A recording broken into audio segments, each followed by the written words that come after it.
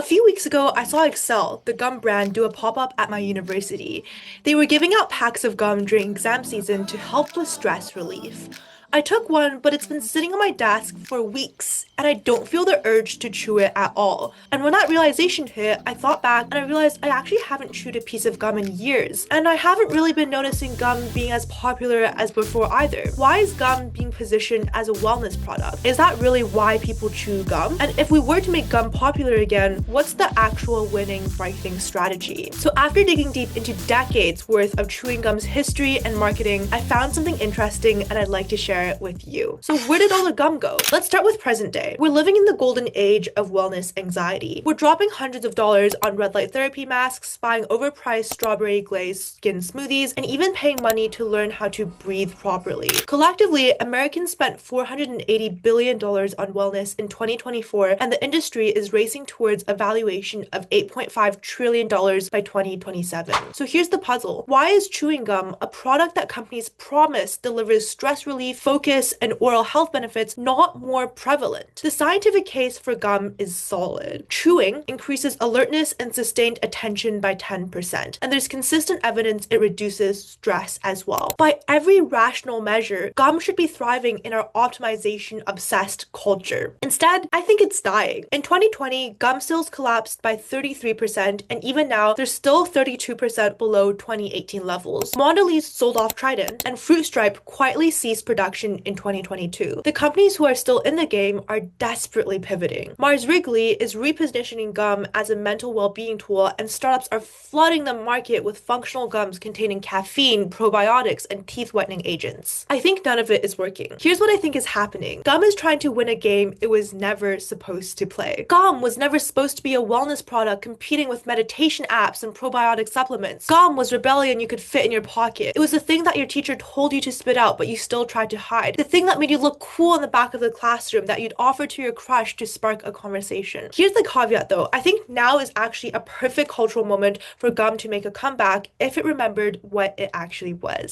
Let's go back to the 1940s to tell the story of modern gum culture. During World War II, the US military included chewing gum in every soldier's field ration. Gum helped stimulate saliva production, keeping soldiers' mouths clean when they couldn't brush their teeth. It also released stress during combat and helped them stay alert. After the war, American soldiers became unofficial ambassadors for gum, handing out sticks to civilians everywhere as a gesture of friendship. When those soldiers returned, they brought gum culture with them. By the 1950s, the average American was chewing over 100 sticks per year. Wrigley wove gum into the fabric of American family life, marketing it as nostalgia for adults, recapturing the freedom and innocence of childhood through a stick of juicy fruit. In 1947, gum marketing became more innovative when the Topps Corporation started wrapping their bazooka bubblegum in small comic strips featuring an eye patch wearing kid named Joe and his ragtag gang. Kids started collecting the comics, trading them at school, and sent in wrappers to earn baseball gloves and pocket knives. For a nickel, young America's favorite turned buying gum into an act of collecting. Baseball cards started coming packaged with bubblegum, and the two became inseparable. Gum was now woven into sports, childhood, and American culture. By the 1960s and 70s, gum had evolved into something edgier. In Greece, gum was part of the visual language of rebellion. Leather jackets, slicked back hair, and a wad of gum snapping between your teeth. Film directors used gum chewing as cinematic shorthand for toughness and sexuality in movies like On the Waterfront and Pretty Woman.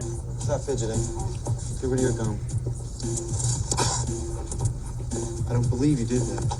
TV advertising was also iconic. Gum companies came up with jingles that became cultural artifacts. Think Big Red's Country Twang in 1988. So kiss a little longer, stay close a little longer, hold tight a little longer, longer with Big Red. And the Double Mint Twins in 1978. A double pleasure from Double Mint Gum. A double great feeling, making you realize double is the one for you.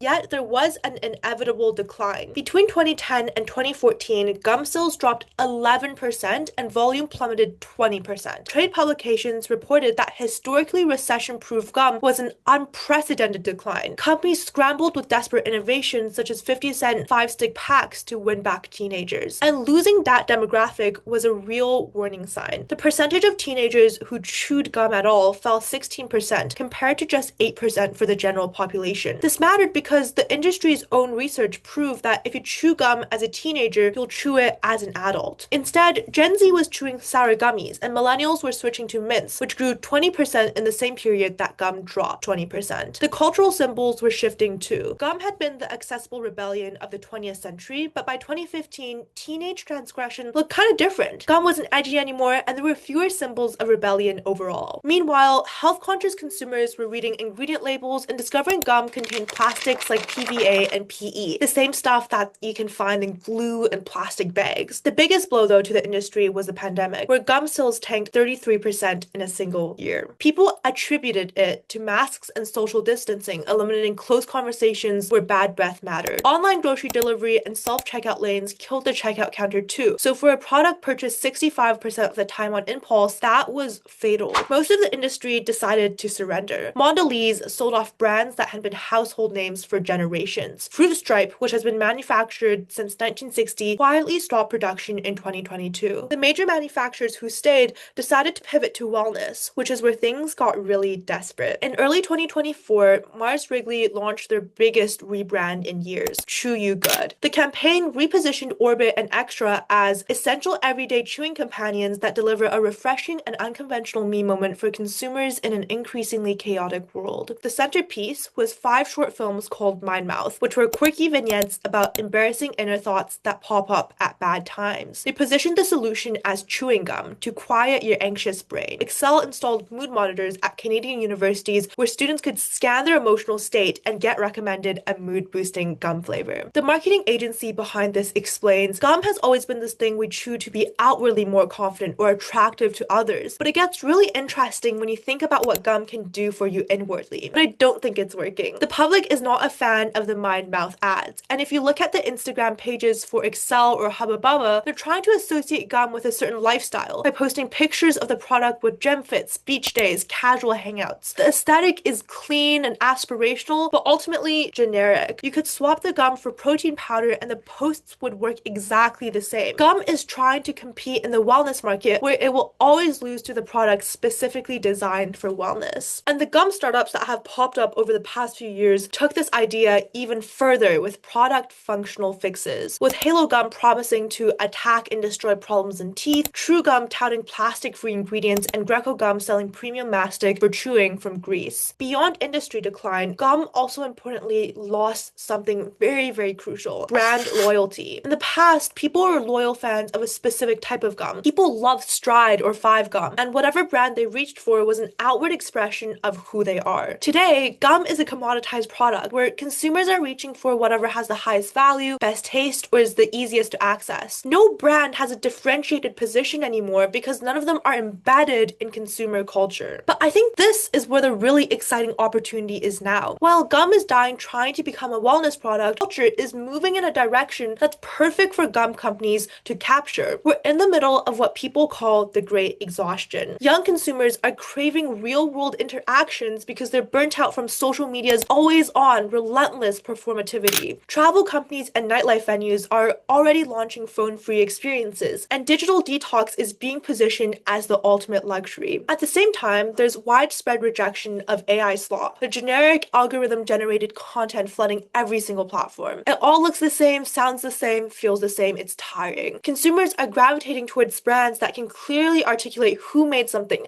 why it exists, and what values shaped it. Research reveals that Gen Z have real spending power, but they're ruthlessly selective about where it goes. They'll pay premium prices for things they value, but aggressively trade down on things they don't. And while social media influences their purchases, family and friends' recommendations matter infinitely more. What's really interesting about this generation is embracing a mainstreamification of intensity. Marathon running has exploded. High rocks competitions, which are a brutal combination of running and functional fitness, are selling out globally. The cold plunge craze has people voluntarily sitting in freezing water because it makes them feel something, it makes them feel challenged. At the same time, people are also romanticizing slow moments, spending 2 hours at a coffee shop with a book, taking Pilates classes that emphasize mind and body connection, and handwriting letters. Even romantically, there's trends of women online trying to find their husband in the wild, and it's going viral. Whether it's the physical sensation of freezing water or the emotional vulnerability of a handwritten note, people are craving experiences that make them present and cut through the numbing hum